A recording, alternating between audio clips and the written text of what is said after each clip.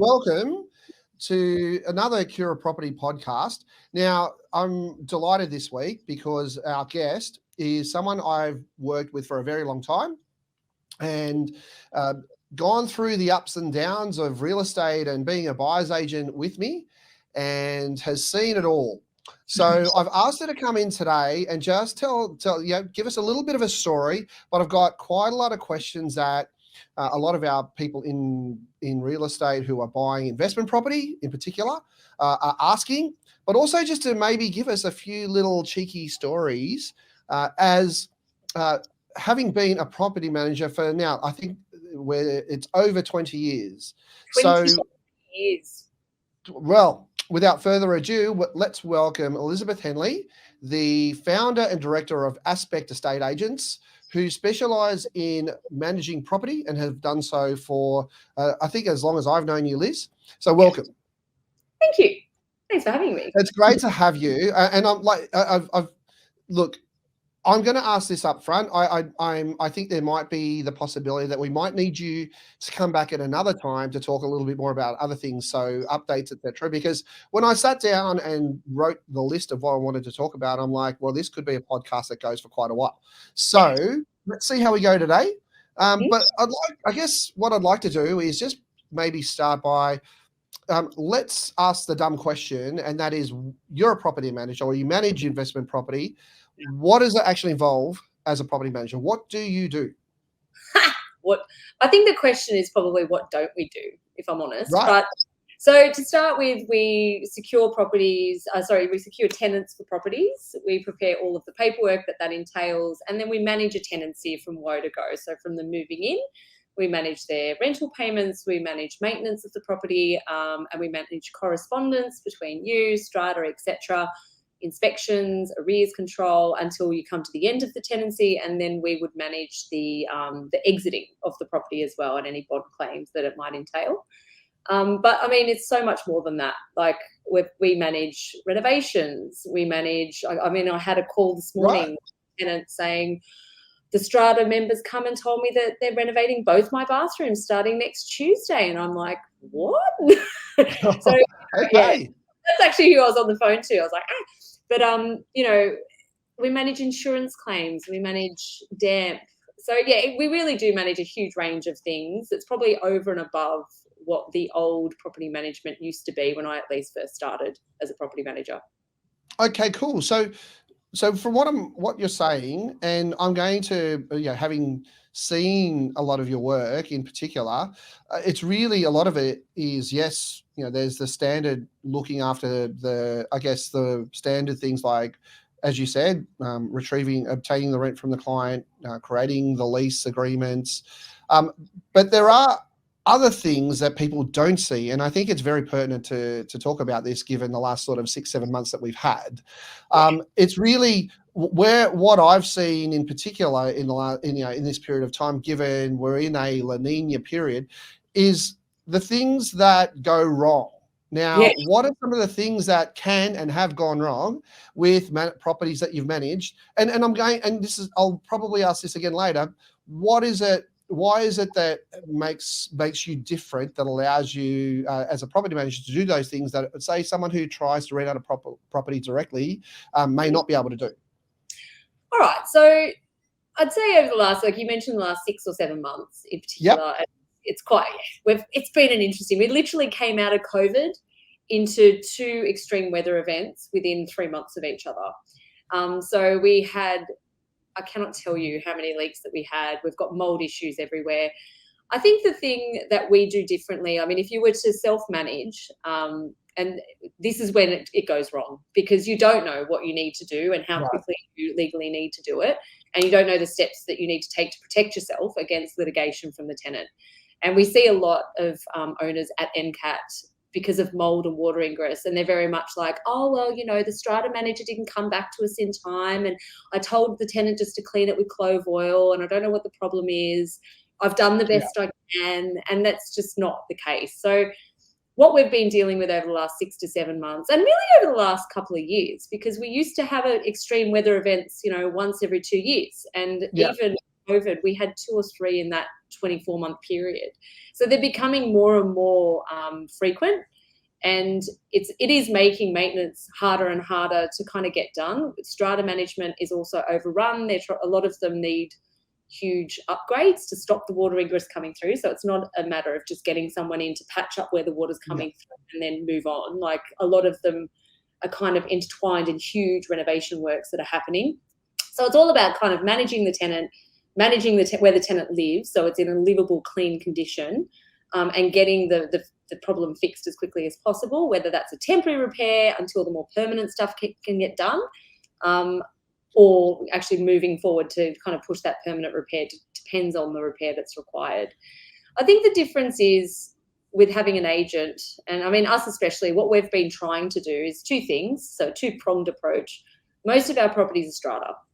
And what we're finding at the moment is we've gone from having like a 2-month turnaround for a repair to having a 5 or 6 month turnaround for a repair. Wow. Okay. Yeah. I've got some that are still outstanding from March, and we've been chasing. We've done everything we can in our power. We've done the water extraction. We've got dehumidifiers in there. We're doing everything to keep the tenant happy. And at the moment, we haven't had one go to NCAT. Touch wood. I need to touch wood somewhere. But I'm not saying that won't happen later as it drags in. But I think being proactive in your approach with both strata and your property. So being proactive with strata would be, what's the old saying? The creaky wheel gets the work done. So I have a VA called Fia. In Fia, I start the repair, and then Fia and I meet weekly to run through where they're all up to.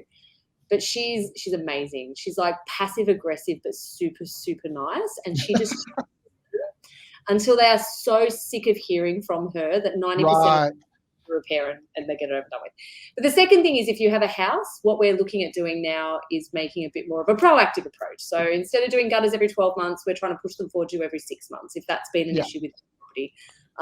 Looking for signs of ingress, every single routine, going through every single corner, looking in cupboards. And that seems to be working. With the stratas that aren't coming to the party, we're now at the point now where we just apply to NCAT for mediation, and that seems to push things along a little bit faster. Yeah. What we want to do, but it seems to be the only thing that works at the moment. Well, and I think so. What you're highlighting here, and I think I get the sense that it's something that more often than not probably gets lost when people think about property management, is that at the end of both sides of property management, you've got people, you've got real people. And for example, you'll have tenants who are living in the property and being affected by water into their apartment or mold. But then on the other side, you've got people who are renting out these properties, or landlords who can often be demonized. But at the same time, especially in an environment where you've got rising interest rates, are faced with the rising cost of interest rates, the rising cost of repairs and things like that. So I think, as I said before, it's something that I think gets lost when we talk about this. Can you give us maybe a story or two about what that might look like, just I guess to humanize what you do and give us a sense of what you have to go through, I guess, to make this happen and make it work? Do you know, as you said that, I'm like, oh, which one? Like, so many. Okay. I'm going to go to one that will really humanize it for you, because it's the poor tenant as well as the poor landlord. So we've got a property in Randwick, and this is the issue that we have with strata all the time. Because they are so overrun, they very much try and just say, it's not our problem, you need to prove that it's our problem. So we ground floor apartment in Wannsee Road, Randwick. We've never had any damp there before. We've got a tenant in there with a 2-year-old, and at the time of the leak, she had just had a baby, like literally a week ago, had a baby. There was black mold all through the back wall. And we emailed strata. There wasn't actually physically water coming through at that point, but the humidity levels were high. And so just jumping in really quickly, black mold, it's a thing that gets bandied around. What's so seriously bad about black mold? You inhale the spores, so it lets off a spore, and if you inhale those spores, especially if you've got things like asthma or any kind of respiration. Yeah, that word. Respiratory. We can cut that out too, Liz. Yeah, we can really, it can make you very sick, and especially babies. So you don't want babies anywhere where there's black mold. But anyway, she came home, and after all of those rains in March, there'd been like the wall had just been getting progressively worse. And admittedly, she hadn't actually told us originally that the problem was happening. She'd just been busy and sick and having a baby, and she came back. Wall was covered in black mold, renders peeling off. We emailed the strata manager. The strata manager had a plumber go up there. Plumber's like, not a problem. It's not our problem. It took 6 weeks to get the plumber up there. He put a damn meter up, and he said, there's no problem here. It's the tenant that's not ventilating. Now, I've seen a lot of mold in my day, and there's different types of mold. So you get like the white mold that goes on your items, and that's what you generally get when you ventilate. But black mold on a wall generally means that there's water ingress coming through that wall. So we had to go back, spoke to my owner. Owner's like, not good enough. Went back to the strata, said it's definitely not. They said, prove it. So we had to get our builder up there. Our builder went up. There was areas of mortar that had come away, and there was big structural cracks at the back. He said the water's coming straight through that because it was only happening in driving rain. The water's coming straight through, pooling at the bottom, running down the double bricks, pooling at the bottom, and that's what's causing your increased humidity. He said, but when he would have run the moisture meter across, we'd just come out of 5 weeks of no rain. He said, so it's obviously dried out. But next time we get dry rain, it will come back through and it will start again. And because it was a ground floor apartment, there's limited solar access, there's limited ventilation anyway, and they're kind of built on top of each other, the old units. You know, it was exacerbating the mold issue. So anyway, the owner is dying to get something done, basically. So she's, on the flip side, she's really trying to get this sorted out for the tenant. She said, look, get the mold cleaner up there. Great. So we booked the mold cleaner in. First mold cleaner calls us back. Sorry, we don't have an opening for 3 months. Good. So I rang the next mold cleaner, and Fia basically had to ring 6 mold cleaners until she came across one that could get up there in a 6-week period, which they did.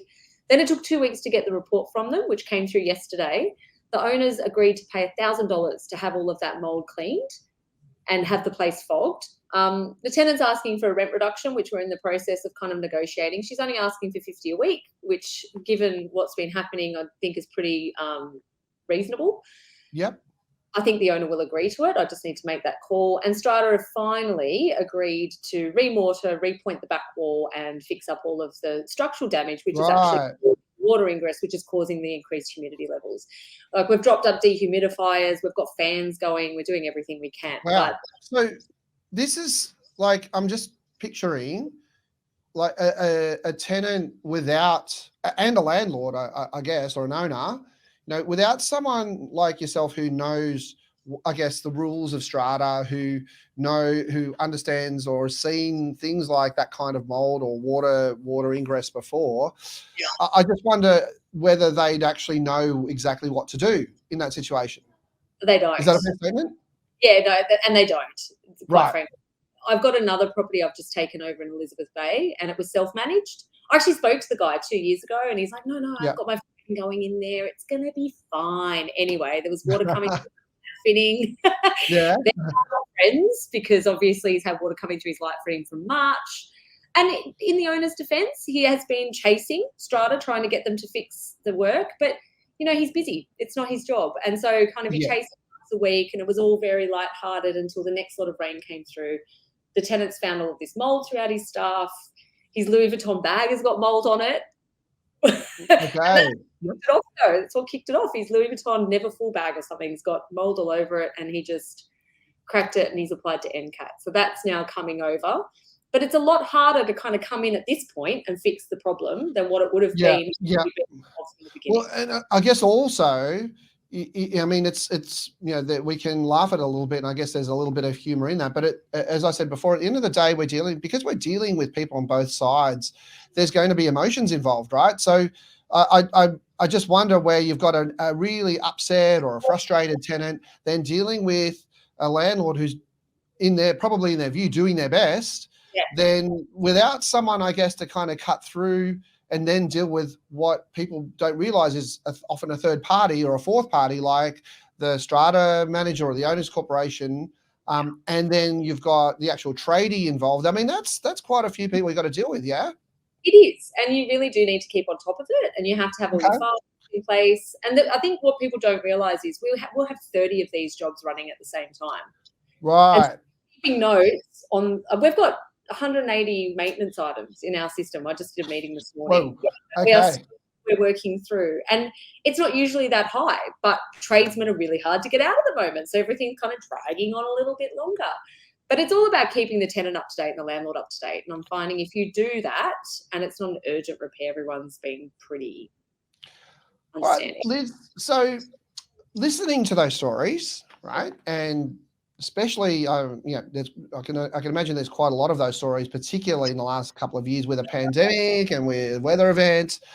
It does beg the question, I've got to ask this, why would you be a property manager? How did you get into it? Is it something you wanted to do? I mean, what's your story? Tell me how you got into it. I wouldn't say it was something I wanted to do. I left school when I was 16 just to annoy my parents, quite frankly. And Right. I was so stupid, but I got a job at a real estate agency in Campbelltown. I grew up out in southwest Sydney, and I was just a receptionist. I thought I'd just do that until I worked out what I wanted to do. And then the property manager that was working for us actually ripped off the trust account. It's like, this was 23 years ago. She used a bond check from the trust to pay her own bond. And so the agent from down the road came in and he was like waving this check around saying, this is a trust check and she's used it for a bond. And at the time I was like, so I don't really know what the problem is. But anyway, so she walked, and the way I got into it was we had all of these landlords calling and asking questions, and I had to just work it out while he found another property manager, quite frankly. And he eventually found another property manager who's Donna Collinson, who's still in the industry. She works out in Picton. And so she came on board, and then she said, I need a property officer. And she said, you seem to like this. And I thought, bugger it, I've got nothing else to do. So that's how I started. And I just carried on from there, really. Cool. Well, okay. So then I guess, if we're talking 20 plus years of doing this, what keeps you doing it? I mean, you're dealing with, people who, from your stories, people who are having issues living where they're living. Then you've got the owners who are then trying to work with that. What is it that keeps you there? What do you enjoy about what you do? Well, look, if I'm 100% honest, and I think you know this from the ups and downs we've had over the last years. I mean, I know about your ups and downs, but you also know about mine. I mean, after COVID, I was out, to be honest. I was at the point where I was done. But then we came into a time where everybody was starting to get back to some semblance of normality. And I mean, COVID was horrible in that our work increased by like 50% and our income just dropped to the floor. And it was just trying to manage everybody, and it was horrible. And we lost a lot of property managers through that. There's currently a property manager shortage because a lot of people left the industry. But I think getting back out to do leasing myself and starting to chat to people again, and people just being in a better place themselves, I quite enjoy relationships. I like coming in and being able to fix something. I like just looking at a property and going, right, I can fix this, I can fix that, I can make this work. And I think that's probably why I stay in the job that I stay in, because I do get pleasure out of coming in. Like the property in Elizabeth Bay, I've spoken with the tenant. We're going to go to NCAT, 100%. But I'm 90% sure I can get him down from the $15,000 he wants to just replacing his Louis Vuitton and getting a mold clean in, and being able to sort problems out. I get pleasure in that. And I also like having good relationships with people. I like having a chat, as you know. People love chatting. Yeah, and it's interesting you say that, because I can relate to it with what I do, in that there's a situation, the situation I often step into is you've got one side which being the buyer, and then the other side being the seller or the agent representing the seller. And really it's about there's I guess what I get satisfaction in is that I'm able to glue, I guess, the desire of the buyer with the desire of the seller, and really I guess talk my way or talk through what those two, I guess, separate issues are at the time, and I guess help them find a way to come together, and the result being obviously someone buys the property. With what you do, exactly. Right. Okay. Yep. Over the same tenancy, and then they move on. I do it like 10 times throughout an entire relationship with an owner. Yeah. The same kind of. Whereas sales was never for me, because I just couldn't do the quick transactional. Yep. It's not me. So I guess with that in mind, I mean, I'm going to start to talk about quite a few of the questions that come up, when I work with people who are buying investment properties. And I think one of them is, so how, what's the rental market in Sydney looking like at the moment? Because we've got media out there saying that there's a massive rental shortage. We've got people who stories of people who are being turfed out of, or supposedly turfed out of their rental apartments because rents are going up a significant level. What's the real deal? What's going on from what you see? So, okay. Firstly, there are areas where there is a huge rental shortage, and you're seeing those like 25 people line up out the door to see a property. Yep. 100% seeing those in some areas. We're not seeing that in the eastern suburbs and in the central city. Inner West is a little bit different. Inner West Alexandria seem to be doing a little bit better, but the way I kind of think of it is there's two things that I believe are affecting the returns. Firstly, they are getting better, so it's not all doom and gloom. But they're just taking a little bit longer than the other areas to come back. And I think that's because there's a lack of immigration at the moment. Usually those properties in like Potts Point and Darlinghurst, we get a lot of immigrants coming in and they want to be in the city, and that's where they'll immediately look. They don't want to buy a car. They want to be close to the city. They want to be close to transport, and that's where they'll hub. We're not seeing those immigrants come in at the moment, and I'm hoping that's going to change over the next 6 months, and that should realistically start to see our prices come up even more. We do seem to be back at pre-COVID levels in most areas. There's a couple of areas that are a little bit lagging. I think because the city got hit, and the eastern suburbs, not as a whole, but in pockets, got hit so hard in COVID, they had a lot further to come back. So some 30% reductions in COVID, like Chippendale, Pyrmont, Ultimo. They saw Bondi Beach also was really, really hammered. So those little pockets that really suffered, they just have a lot longer to kind of get back up to where they need to be. But please don't listen to the media. I have so many owners that call me going, this, and we need to increase our rents by $150. And then I start doing the comparables, and they're actually getting decent rent at the moment as it is. And it's annoying that they just kind of lump it into a Greater Sydney, and they don't explain the micro markets that are actually at play. Okay, cool. Thank you. And so just along similar lines, right? With what we have now, a market that's becoming more and more of a buyer's market, what it does tend to do is bring out the investors. So people who have money or are able to buy an investment property. Yeah. So from as someone who manages property, as someone out there looking to potentially buy an investment property, what would be some of the things that you would say? What tips would you give? What should I be looking for if I really want to buy a property that's going to get a good tenant, good rent in over a long period of time? Okay, so the first thing after COVID, outdoor space. Some kind, whether it's a common area outdoor space or your own little outdoor space, but some level of outdoor space. I'm finding the properties that have no outdoor space are struggling at the moment. Like a balcony, a courtyard, or even like a rooftop terrace, or just something that they can. I think people were quite happy not to have it because they could just always go out. I think COVID really highlighted the need for their own little outdoor area. So that's one thing I've noticed. But little things like dishwashers. Tenants just first thing they ask, has it got a dishwasher? Right. Okay. That wasn't happening 12, 18 months ago. And it could be because there are a lot of properties on the market, so tenants can be a little bit more picky. And that may just change as the market tightens up. The other thing I would actually suggest is if you can, and if it's not there, put air conditioning in, because we are seeing a lot more mold issues, extreme weather events, and the properties that have aircon, you can actually tell the tenants to put it on the dehumidify function.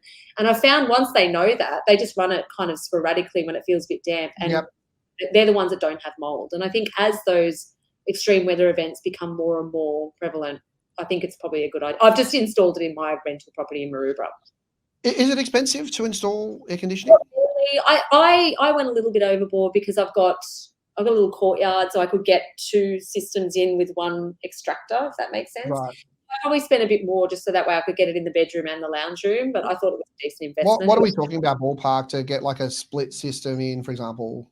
Just a normal split system with just a normal, external unit. You don't have to someone where the unit kind of sits on the wall, is that right? So just the unit that sits on the wall, and then you've got the big outdoor unit that sits like in a balcony, usually around 2.5. Okay. Yeah, so it's not hugely. I was thinking more like $4,000 or $5,000. So I spent 4.5, but I had the double one and I put a bigger extractor in. So I didn't have to do that. I just chose to do it, to be honest. And now that's really good. Now, another question I've got that I often get with people who are investors looking to buy, what about a car park? Is how important is a car park or a car space or a lock-up garage? And what for? Like, are we finding people still using cars in this part of the world? We are definitely finding people using cars. It depends where it is as well. Like if you're going somewhere where it's easy to street park, then it's probably less important. But right. If you're buying somewhere like Potts Point, Darlow, Surrey Hills, where it really is difficult to get a park, expensive, right? Expensive. You will attract a bigger pool of tenants if you do have some kind of street parking. Lock-up garages are fine, but I think people don't really expect them these days. As long as they've got somewhere that they can put their car if they need to, and they don't have to kind of loop around 50 times. True. Have cars, to be honest, and you will get a premium rent if you do have a car space. Okay, cool. Now, so that's really great, and hopefully there's some real valuable information there for anyone who is currently an investor with an investment property or looking around for one. But let's go to the other side of the coin. So I'm now someone who is looking to rent a property, and let's say I've found one. What do I do, or what can I do that's going to give me the best chance of getting that tick in the box from the property manager when I put my application in? Okay, so if you're going into a property and there's loads of tenants that are going to apply, my first suggestion is give as much information as humanly possible. When we get an application and it's missing half of its documents, if we have other applications that are put in, we literally go away, and we'll focus on the applications that we had all the information for, because you've kind of shown that you're not really serious. If we don't have any other applications, obviously we're going to chase you for it. But if you want to be competitive, you need to give all the information that we request. So, pay slips, bank statements, a group certificate, something to show what your income is. References and things like that. Rent ledgers, anything that you have that you can easily attach will always help. Ensure that you actually fill it out properly. We get so many people that half fill it out and don't put like their property manager's email in. Or they don't put the phone number in. Some are Googling, trying to find the phone number and put it in. Just be thorough. Don't lie about pets, please. If you do have a pet, find the cutest possible photo that you can of it. Put it in the application, because, we all love pet photos here. But also explain, like if you've got a dog and you're applying for an apartment, explain where the dog's going to be. Like we have tenants that take their dogs to work with them. So if that dog's not going to be left in the apartment for long periods of time, and you're not talking about like a bloody, what do you call it, an Alsatian living in a studio apartment, then, we're much more likely to be able to get it over the line. Tenants don't tell us. Like we've had a couple of tenants that haven't told us until the day they move in. It's like, oh, by the way, we've got and it's not the start of a working relationship, let me tell you. Yeah. Especially one of them, the owner was like, no, I don't like it. It wasn't even the fact she wasn't pet friendly. This is a funny thing. We had a previous tenant in there with a pet. She just didn't like it. The tenant didn't tell us until the end, and I can't blame. So be up with your pets. People in Sydney are a lot more open to having pets in apartments. Strata can't block it anymore, which is kind of really helpful, because before it was a bit of So just make sure you're thorough with your application. If you can, and I'm not saying that you have to, but if you can, maybe offer to pay a month up front rather than a fortnight up front, just to show that you've got the money to pay, the rent. That will always put you forward. Some people offer to pay like 6 months up front. We don't expect it, but if you can, why not? But mostly it's all about ease of processing the application. Right. So really, maybe what I'm hearing is come in, when you're looking for a rental property, I guess the attitude should ideally be, what can I do to make it easy for the property manager to recommend me to the landlord and say, yeah, look, this is the person I recommend. They've made it easy for us. They've given us all the information. They're prepared to pay just that little bit more to show us, that they're going to be a good tenant. Yep. Yeah. Because if they're organised with their application, 9 out of 10 times they're organised with their tenancy, and that's what we want. We want to forget about fire safety inspections, and they're not going to forget that we're coming for a routine inspection. Like, and I know this sounds bad, but like the ones that aren't organised with their applications, I tell you, they're not organised in their life admin. The whole Yeah. Okay. really chasing. It's just really annoying. But anyway, that's a different chat for a different time. But yeah, that would be cool. my. Well, just one or two more questions I've got for you, Liz. So if one that often comes up in the sort of buy sell side is you've got say an owner and they've decided to sell the property. What are some of the traps, I guess, you can fall into as an owner where you've got a tenant in place? What should I know or maybe do or talk to my property manager about to make sure that if I want to put the property on the market, that I do so in a way that's going to be really smooth, that's going to, I guess, make sure that the tenant does what I want them to do? And what are potentially some of the traps that if I don't do that can happen? Okay, so your first thing is to decide whether you actually want your tenant to stay through the sales process. Because if your preference is that they move out, then the approach would be different, to be honest. Like if you want your tenant to stay, so say the place is looking great, you want them to stay on, your first step is to let them know the property's going on the market. You need to give them 7 days notice minimum. But, you can negotiate with them. We've just done one down in Randwick where we've negotiated for the stylist to come in and move some of their stuff around and put some styling items in. Oh, okay. So you can do that kind of stuff with agreement from the tenant. So if you've got a good working relationship with your tenant and you handle it correctly, and you give them, in this case, we're giving them a rent reduction and the owner's actually getting a cleaner up there. Like he didn't have to, but he's happy to. I think it works both ways. Like they're still getting rental income whilst the property's being sold. The tenant isn't happy to move because they're actually moving back overseas in 4 months anyway. So they don't want to move out.